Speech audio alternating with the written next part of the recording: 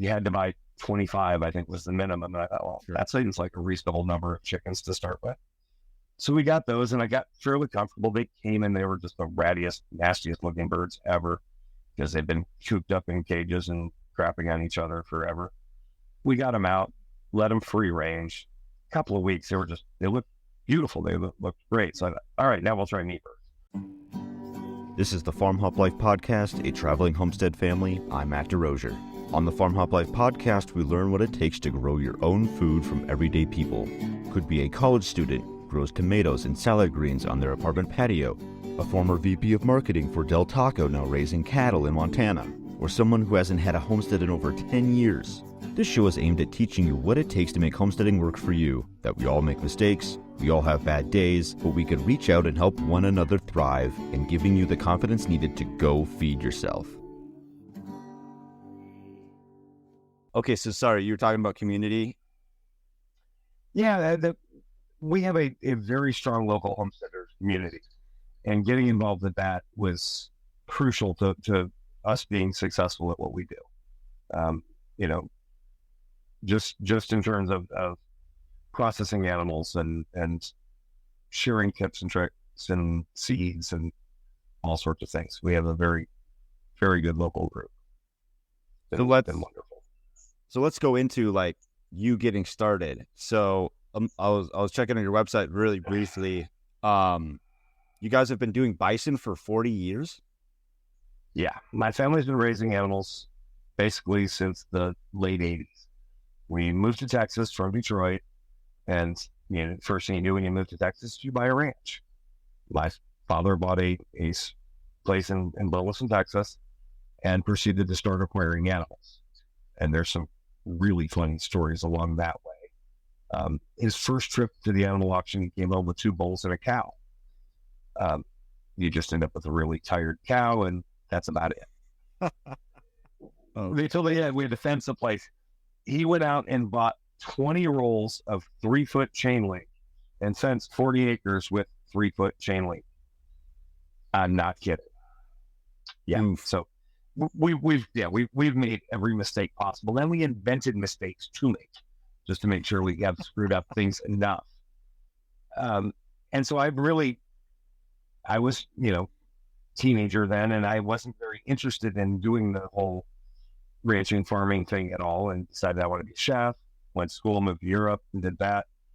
And then at some point, right before COVID hit, we had a chance to buy a nice piece of property that had a barn, had some pasture, and for us, it was actually just cheaper than getting a commercial warehouse. And so we thought, perfect, this will be great. We don't have to drive to work.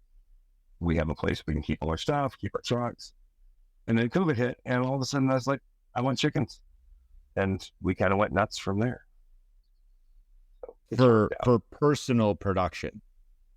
For personal production. I give away animals. We donate to food banks. I don't want to sell production because that's not my business. And there are people who want to do that. I want to support them as much as possible, but I like growing food. Getting better at it too. I turned out some pretty darn tasty chicken and pork. Nice. Excellent. So are you in Texas then? And you just are currently in Alaska or? Yeah, we live in Weatherford, Texas, about an hour west of Fort Worth. We're currently up in Alaska for the Alaska State Fair. We've been living here now. This is our 14th year. And we usually come up a couple of weeks early. We go fishing, we camp, and just kind of enjoy the state. But we make cold weather gear, and selling cold weather gear in August in Texas is not easy. So it works much better up here. That's pretty funny. And that sounds great. That sounds like a great little lifestyle hack. Oh man, I gotta go to Alaska and sell some gear. I guess I'll go fishing while I'm up there and do some camping. And it's become when COVID hit, we used to do shows almost every weekend all over the country. I mean, we had 45 events, 3 of which were a month long every year. So we were in our truck driving, unload, set up, talk, sell, move, and then do the next thing. When COVID hit, we got really lucky and our web sales just absolutely went skyrocketing. So we didn't have to do shows anymore.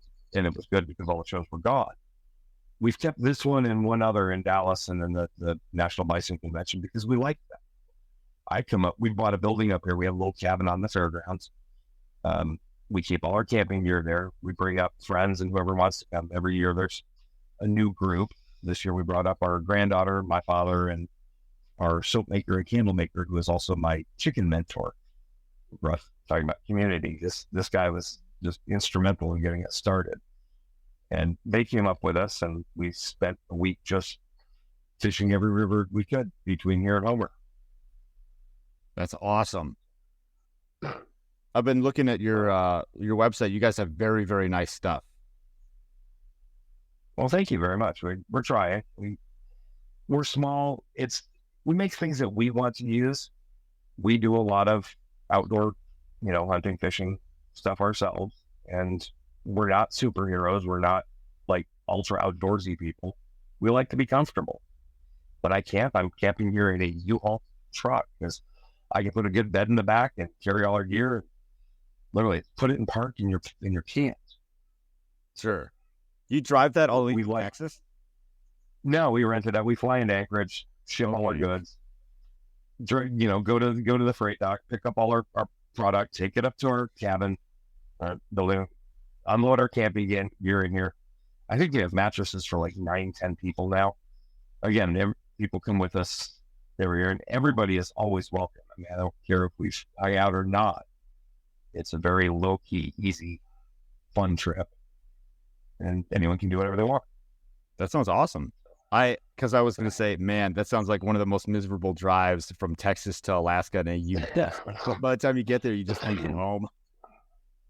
Well, she wants to drive next year. We probably will. We talked about it forever.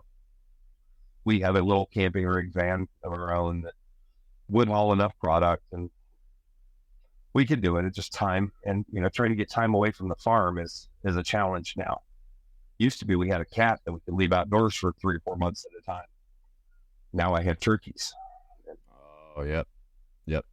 They're running amok while we're gone, I understand. Somebody just sent me pictures of them all over.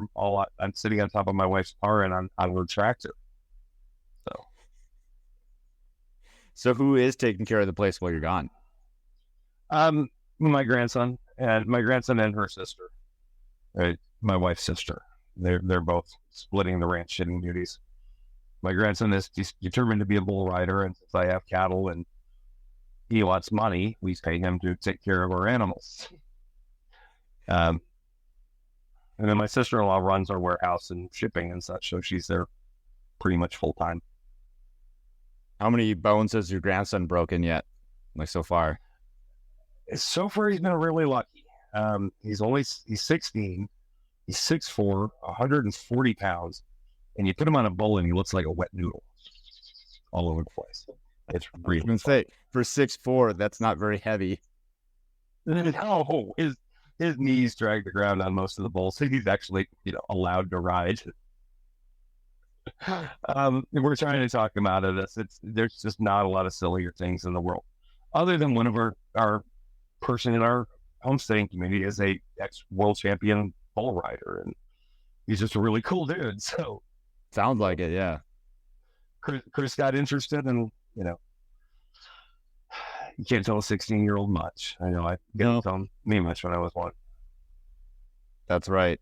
Yeah, since probably something that they just got to work out of their system. Yes. Yeah, or get this close to dying. And I've known a lot of bull riders. It just happens. I mean, they're big, they're heavy, and they're, again, large animals are dangerous. Yeah. Yeah, they are. Yeah, they'll just run you right over and not think twice. Yeah. So this community that you started, so you got started with chickens, you have turkeys, and you have pigs. I mean, was it just kind of like, okay, we'll get chickens, and then we'll have a garden, and then we'll get turkeys, and then we'll get pigs? So it was like a slow, or did you just kind of like, bam, bam, bam, bam, bam, just get it all? there was a little bam, bam, bam, bam. Again, when we started, we really didn't have a plan or didn't go into this with, full intentions of doing it. We've always wanted to. We have family who have some unusual health situations and food allergies and things. I have a granddaughter who's allergic to cinnamon. We have, the banana latex nightshade allergies in the family. We have a daughter with Lyme disease. So there's a lot of food challenges that have to be met. And we've always preached clean meat. I mean, I've been in the bison industry now for a long time, and that's the whole tenet of that. So why not take it a little step further and just make the rest of our lives as clean as we can do that? And that's been sort of the motivation. We don't use pesticides. We don't use any, unnatural chemicals. Everything we do is organic, natural. Just try and keep all of our inputs back into the land and try and do it that way. Sure. When we started, first thing we got were goats. We got some really pretty little Nubian milk goats, and they were just flipping adorable when we had a couple of sets of kids, and I was too chicken shit to ever milk them though. So the milking plan kind of went out the window. Our place is not really built for goats. Goat fencing is got to be pretty much watertight, and they got out. My wife handles most of the plant life in the garden, and they decimated a lot of her garden, which is fairly good size. And I was told either to, the goats or me, and I made the choice that we got rid of the goats. And actually, the last day was, oldest daughter came home, brand new car. Goats got out and were all dancing at her car, eating the windshield wipers. And that was the goats' last day, or towards the end. So did they get rehomed or rehomed to a freezer? No, they were rehomed. They were too cute to process and things like that. But again, going back to the community, when I got in, again, we had already made the goat mistake sort of prior to the chicken group. We had gotten some laying hens. We found somebody on Facebook who was bringing back battery heads that were going into molting season and selling, layers for fairly reasonable. And you had to buy 25, I think was the minimum. And I thought, well, that seems like a reasonable number of chickens to start with. So we got those, and I got fairly comfortable. They came in, they were just the rattiest, nastiest looking birds ever because they've been cooped up in cages and crapping on each other forever. We got them out, let them free range. A couple of weeks, they looked beautiful. They looked great. So I thought, all right, now we'll try meat birds. So I saw another person in our Parker County homesteaders group who was talking about a community chicken raising project. And reading back some of the posts, they go together and go to a hatchery and buy 1,000 birds. Everyone comes home and different families raise them and then come back together on weekends and process. And I thought that was just the coolest thing I'd ever heard of. I've got to meet this guy. So I went and said, when next time you're processing, let me come out and volunteer. And so I went out and started cutting up birds with him and got to know Clint. And now his wife makes our soap. If you look on our website, we've got the home style soap. Mm-hmm. That's a whole story. We got them a bunch of bison tallow. And we've just become really good friends. He actually came up to Alaska with us this trip because you can't go anywhere without your chicken guy. That's right. So, yeah. And you never know when you need chicken advice. You never know when you need chicken advice. We have friends up here that raise them. And I have to say that the chicken coops here in Alaska, they're insulated and 12 inches thick just to keep the chickens warm. I could believe that. Yeah. Yes. And because, we're bears. Bears like chicken too. That is. We don't have to deal with bears. Yeah. So different things. But again, through the community, I found that's how we got our pigs. I found somebody who was raising IPPs, Idaho pasture pigs, and I thought, I can handle pasture pigs. They look reasonable. And so we now have, I think we've got 4 at the moment. Wonderful animals. They take care of the place. They don't root. They keep the yard mowed. How about that? And yeah, I have to look up an Idaho pasture pig. Yeah, they're a Kinney cross that University of Idaho did some, selective breeding on, and their noses turn up, so they don't do good at rooting and digging in the dirt. Um, but they do well eating grass. Interesting. They look like, they do look like kunis and a little bit of like, maybe not quite Mangalitsa, but they look kind of similar. Yeah, it's funny, and like our girls from a different breeder definitely have a little more Mangalitsa look to them, and they definitely have that squidgy body. Well, they've got some fat on them. But our first boys are pretty tough and pretty solid. Yeah, I bet they're pretty tasty though too. Delicious. Yeah. One bad day. That's right. So your bison. Can I ask how many bison you have? Like how many? I personally don't own any bison at the moment. Okay. My father does. Okay. I don't have the land for it. We have 5 acres. Okay. I have just enough land for a couple of cows and the random stuff that we have. Dad's got about a dozen at the moment. We've had up to 40, as low as 3. We're not producers. We're not a production ranch in any shape or form. Dad just got really enamored with the animals, got very involved with the associations. He helped found the Texas Bison Association. She is the past president of the National Buffalo Foundation. My wife's on the board of directors there. We like the bison industry, but I don't have the dirt to grow bison. What do you like about the bison?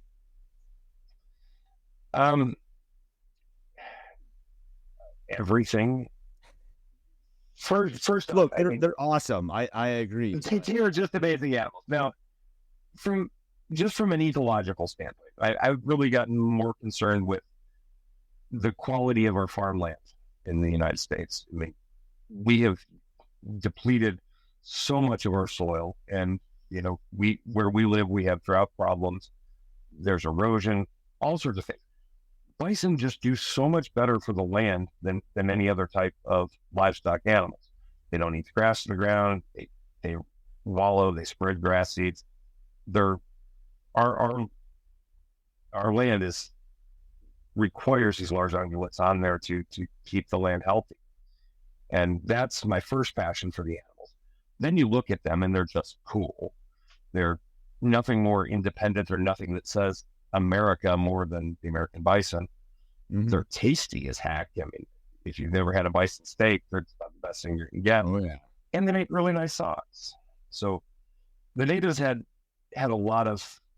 They understood what sort of the resource they were, and that's what I'd like to get back to: is using more of every animal, not wasting, and making sure that our inputs get put back in the soil instead of having to use chemicals and additives to replenish what we have taken from the soil.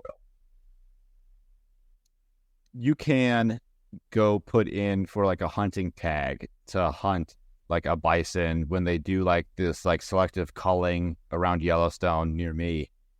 And I don't know if I could ever do it. I don't know if I could ever bring myself to take one down because they're so cool. Like I just like them, just like them the way they are. And I get that. But one of the things that the NBA has done the National Bison Association has done a really good job with is explaining that because these animals have value, because ranchers need to raise them, ranchers need to make a profit to make more animals, it is literally eat them to save them. Sure. And the more valuable the animals are to the ranchers, the more animals we'll have, and then maybe we'll have more ranchers. And that seems to be working. They've done a very good job of promoting that, and it's been working. We have a goal of we're supposed to hit 1 million bison by 2025. I don't think we'll get there, but from the turn of the century when we were somewhere between 800 and 1,000 animals to now where we've got a little over 500,000 between the U.S. and Canada, we're doing pretty good. True.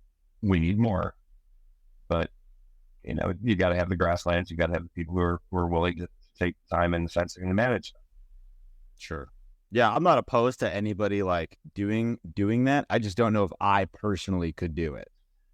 I think you're right. I seriously, I've never shot one in the field, and I don't know that I could either. I have processed one in the field, and I don't think I'll ever do that again. I was going to say that sounds like a heck of a lot of work. And it is a lot of work, and they are very large. And talking about being up here in Alaska, one of our first years, we had these two little 14, 15-year-old girls come into the booth, and we sell skinning knives because I like skinning knives. And so they were looking at the yarn and the skinning nut, and we get to talking to them. And her job is she works up near Delta Junction on one of the ranches near the hunting preserve. And her job is to go out with hunters and skin the bison in November in Alaska. This is a 14-year-old girl who should be doing TikTok videos. But no, her day job is a bison skinner. She shook my hand and just about crushed it. I'm not a little guy. This little bitty 2-year-old girl just crushed me. And it was amazing. That's funny. So, it is. That's really funny. So I was looking at your socks too. So you have like a couple different pairs of socks. And like one of them is like, real thick, like hunting socks. And tell you what, sitting in a hunting blind, doesn't matter, if it's the first day of the season or the last, it can get pretty cold here. We had a very, very cold rain last year and didn't take much for my feet to freeze. So I'm thinking I might get myself some bison this year. Yeah, no, I'm going to buy that from you. It's okay. I appreciate it. But seriously, send me an address. Try them out. You will we'll talk later. They work. All right. That's been a lot of our lives is doing that. And I love it. I appreciate it. I'm also curious about the manufacturing of the socks though. So like, do you guys like own like a manufacturing plant, or do you send the fibers to a plant and they do it for you, or how does that work? Well, there's a little bit of complexity to it.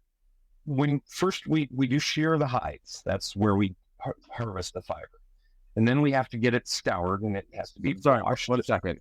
The hide, so like, can you just do it it's like after it's dead, or can you do it like in the spring, or like we worked alive? Well, we have done when we got started originally, it was just around our place, picking it off of the fence and blackberry bushes around the ranch. Just they shed this fiber out in the spring. Mm-hmm. Now, because there are so many animals processed for meat, there's 4 USDA bison processing plants in the U.S. and we'll station a shearing crew there. We'll shear the hides and get the fiber that way instead of letting it go to waste. Off of a carcass. Got it. Yeah. When they process the animal, they'll take the hide off. Then we'll shear the hide. Then that fiber's got to be washed. They call it scoured, and it goes through a big, long washing process to get it clean. Bison don't have any body oil. They don't have sebaceous glands. So in order to lubricate their skin, they roll in the dirt. Makes the fiber really gritty. So you got to get it clean. We wash it. Then it has to be dehaired. Separate the guard hair, the fine, soft, downy stuff from the coarse, crunchy fiber. And that's a fairly specialized piece of equipment called the dehairing machine. They use it for cashmere or alpaca. It's got to go through that, and then you get this nice, soft, fluffy cloud that goes to a spinning mill. And our spinning mill was in Massachusetts that we've worked with forever. They'd been there since like 1853. Their primary business was spinning the yarn for Rawlings baseballs. Oh, that was pretty. Huh. Yeah. So baseballs are made out of yarn. Baseballs. They just closed in baseballs and bison. They closed about in December, and they've moved some of the equipment to a mill in Wisconsin. So we just finished our first batch there, like last week, and it's on its way to a knitting mill in Iowa. So our socks are knit in Osage, Iowa, at Fox River Mills. So that's the process. No, we don't have any major equipment at home.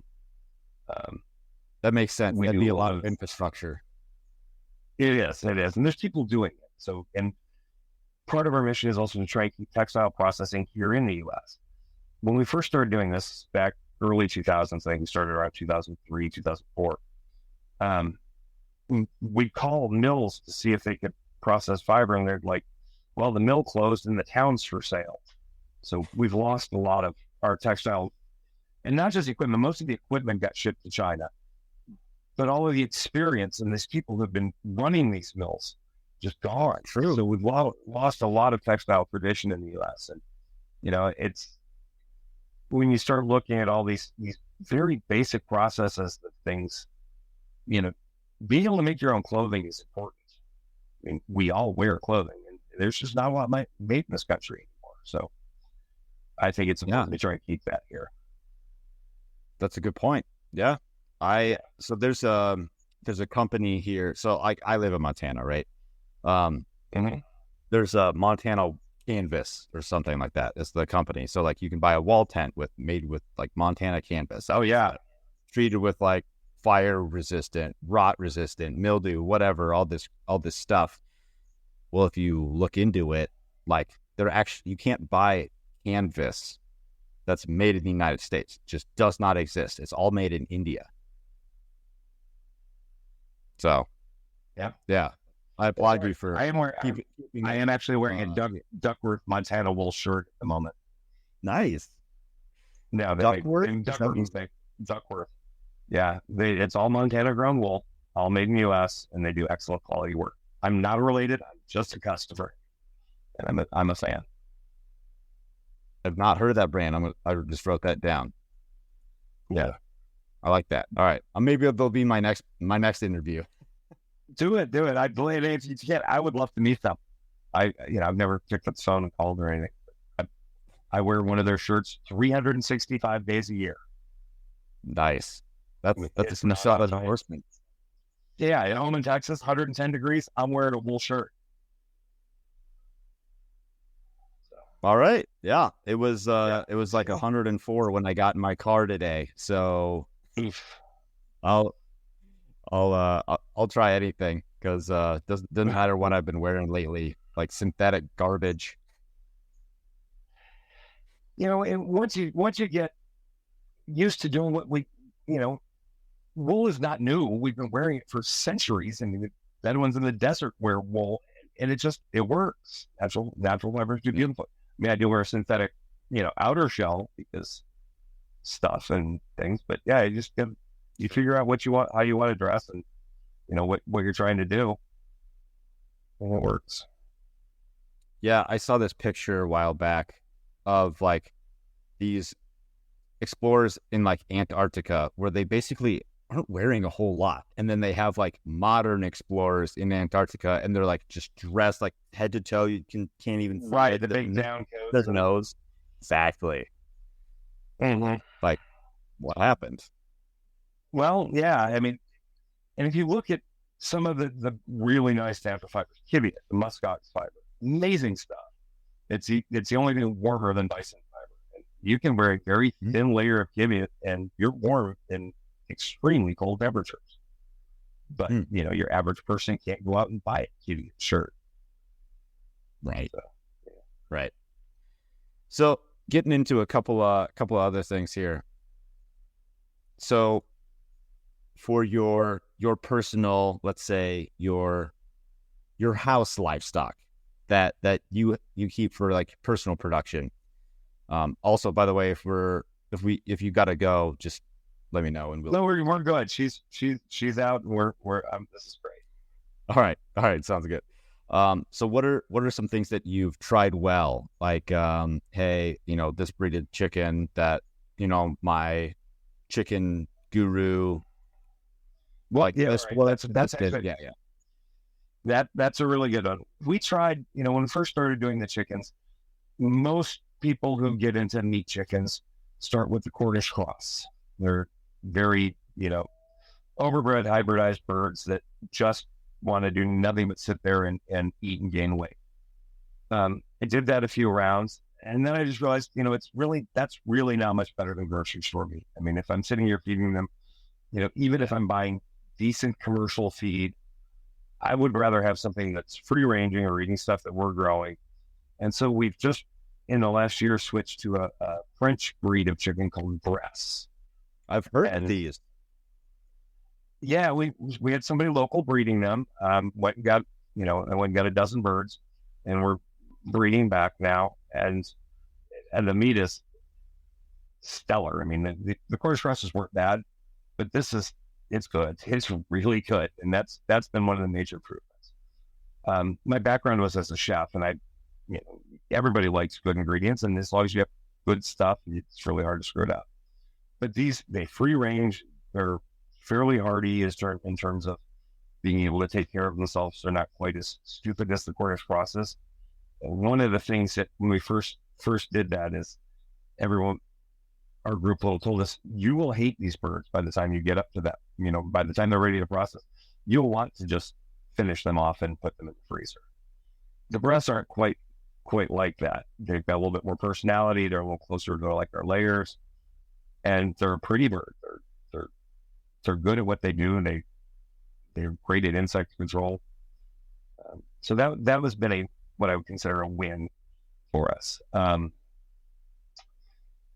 Overall, the cattle are super easy. I made a mistake when we bought our first cows. I sitting there looking around the guy's yard, and he's got this little, somewhat miniature longhorn. And I went to University of Texas, go Horns. I thought, well, I've got land. I could have a longhorn. That would make my place look cool. So we bought a longhorn calf, or this heifer. Well, we were up here 2 years ago, and everybody busted the fences, and all my cows went and met the neighbors, where she ended up getting bred. So now we have a couple. Well, he's now little longhorn steer running around, and that's been an adventure. But we've been breeding our own beef, and I'm kind of happy with that. Nice. Some of the pigs are sort of a win. The goats were a failure, and my other big failure that I really would like to revisit. When we first got there, I put out 3 colonies of bees, put 3 beehives out, and cows kicked over a hive, and then they moved in with my neighbor, so they moved down a couple of houses. So I've lost the bees, and I feel like a failure for that. So that was something I really think I'm ready to go back and try again. Do you have a bee guy that guides you? No, but I know where one is now. My chicken guy has a bee guy, so yeah, I figure we got to have a bee guy. You got to have a bee guy. Got to have a bee guy. But, so is that something we have a local one? Thinking next spring? Yeah, absolutely. I've got him. I've already told Nick I'm ready to start again. Got my hives all cleaned up and ready to go. So,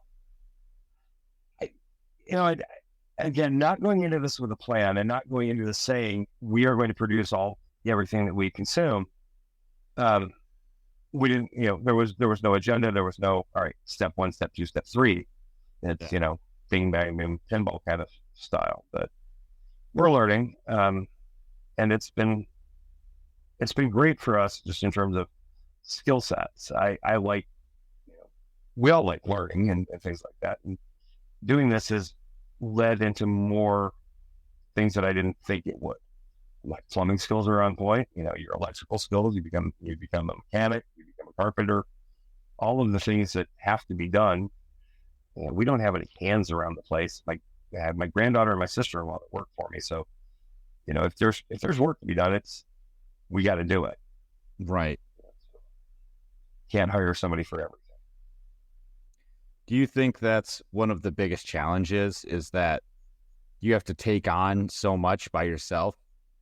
Because you can't just hire it out all the time. Right. And we try, you can't. It's a challenge. I think it's probably the most rewarding part, because if you have that problem and you're the one who's required to come up with a solution, and then you implement the solution, the gratification that comes from achieving anything is wonderful. And when you can step back and look and say, yep, I did that. I fixed that. I built that. That's pretty awesome. And that's just what makes you motivated to go on to the next challenge. That's why you want to keep doing this. Yeah. Yeah. There's, we've got some guests at the house right now, and,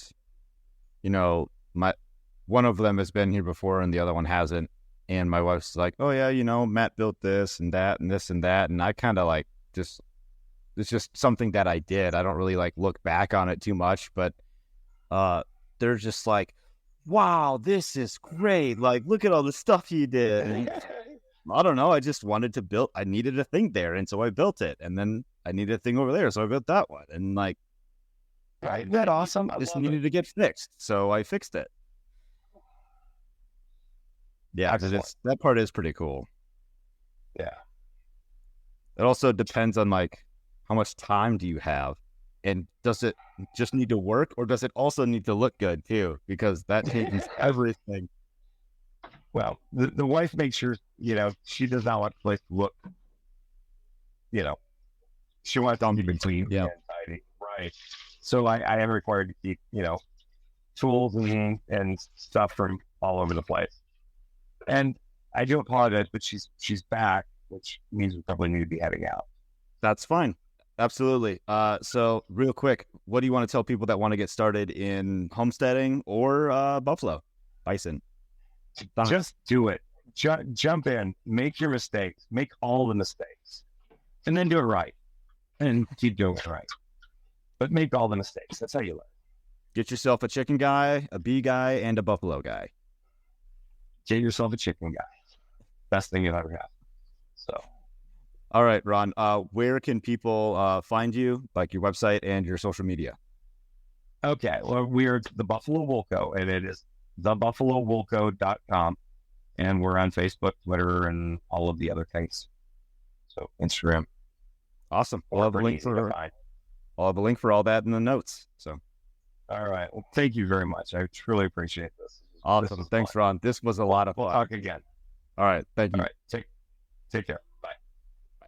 I am Matt DeRozier of Farm Hop Life. Thanks for watching. Don't forget to subscribe and visit farmhoplife.com. Inside of the city, the people are crazy.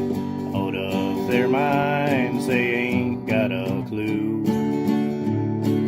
We gone away, headed west for Montana. Left family and friends, all I got now is you.